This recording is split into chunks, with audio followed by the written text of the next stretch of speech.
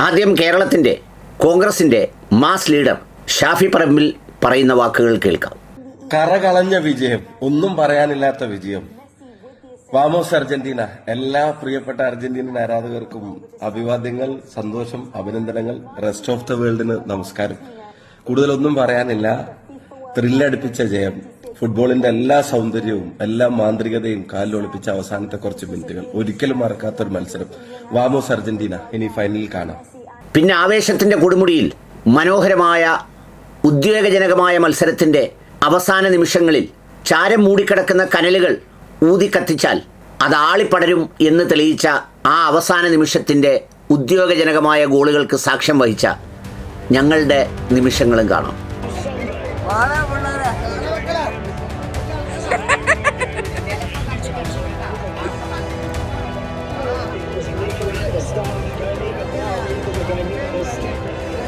ഈ ലോകകപ്പിലെ ഏറ്റവും മാസ്മരികമായ കളി പുറത്തെടുത്ത അർജന്റീന അവിസ്മരണീയമായ വിജയമാണ് സ്വന്തമാക്കിയത്. ഒരുപക്ഷെ അർജന്റീന ടീം ഇത്രയും ഇണക്കത്തോടെ ഇത്രയും അഗ്രസീവായി ഈ ലോകകപ്പിൽ കളിച്ചിട്ടുണ്ടാവില്ല. അത്രമേൽ മനോഹരമായ കളി. മിക്കവാറും ഈ കപ്പ് ഞങ്ങൾ എടുക്കും. അർജന്റീനയുടെ ഒരു പ്രത്യേകത ഓരോ ടീമുകൾക്കനുസരിച്ച് ചില അപ്രതീക്ഷിത ഭാവങ്ങളിലേക്ക് ഉയരുന്നത് കാണാറുണ്ട്. മുൻ മത്സരങ്ങളിൽ കളിച്ച കളികൾ വെച്ച് നോക്കുമ്പോൾ ഒരിക്കലും ഇംഗ്ലണ്ടിനെ മറികടക്കാൻ അർജന്റീനയ്ക്ക് അവരുടെ കയ്യിലുള്ള ആയുധങ്ങൾ പോരാ എന്നാണ് വിചാരിച്ചത്. എന്നാൽ ആയുധങ്ങൾ ആ നിമിഷത്തിൻ്റെ അസ്ത്രങ്ങളാണെന്ന് തെളിയിക്കുകയായിരുന്നു മെസ്സിയും കൂട്ടരും.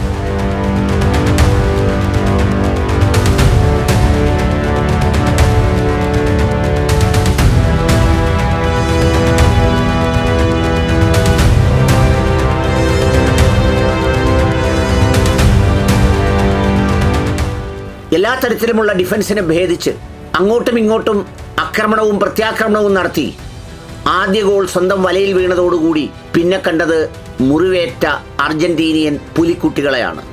നിരന്തരം ഇംഗ്ലണ്ടിൻ്റെ ഗോൾ മുഖത്ത് അവരുടെ പ്രതിരോധ മതിലിനെ ആക്രമിച്ച് അതുപോലെ നിലനിർത്തിക്കൊണ്ടുപോയി മെസ്സിയും സംഘവും.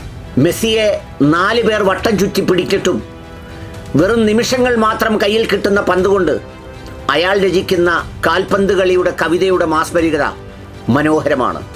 മഴവില്ല് പോലെയുള്ള ക്രോസുകൾ അളന്ന് തൂക്കി വളരെ പ്രിസൈസായി സാധാരണ ശാസ്ത്ര സാങ്കേതിക വിദ്യയിലും റോക്കറ്റ് ടെക്നോളജിയിലുമൊക്കെ കാണുന്ന കൃത്യതയോടെ ഗോൾ മുഖത്തേക്ക് തൻ്റെ സഹപ്രവർത്തകനിലേക്ക് എത്തിക്കുന്ന പന്തിൻ്റെ ആ ചാരുതയുണ്ടല്ലോ, കണ്ടാൽ തോന്നിപ്പോവുക ആരോ അദ്ദേഹത്തിൻ്റെ കാലുകളിൽ ഇരുന്ന് അളന്ന് തിട്ടപ്പെടുത്തിയ ഭാവമാണ്. അത്ര മനോഹരമായി എത്തിച്ചു കൊടുത്തു ആദ്യ ക്രോസ്. ആ ക്രോസ് ഒരു കാലിലൊന്ന് തൂക്കി മറുകാലിലൊന്ന് ഒതുക്കി പിന്നീട് നടത്തിയത് ഒരു കിൻഡൽ അടിയായിരുന്നു. ഒരുപക്ഷെ അത്രമേൽ കരുത്തോടെ നിർമ്മിച്ച ഗോളിയുടെ നെറ്റല്ലെങ്കിൽ അത് തുളച്ച് അപ്പുറത്തേക്ക് പോകുമായിരുന്ന ഒരടി. അത് തുല്യതപ്പെടുത്താനാണെന്നാണ് എല്ലാവരും വിശ്വസിച്ചത്. പക്ഷേ അത് തുല്യതയ്ക്കായിരുന്നില്ല. അത് പിടിച്ചു വാങ്ങാനുള്ള വിജയത്തിൻ്റെ ആദ്യ റോക്കറ്റായിരുന്നു.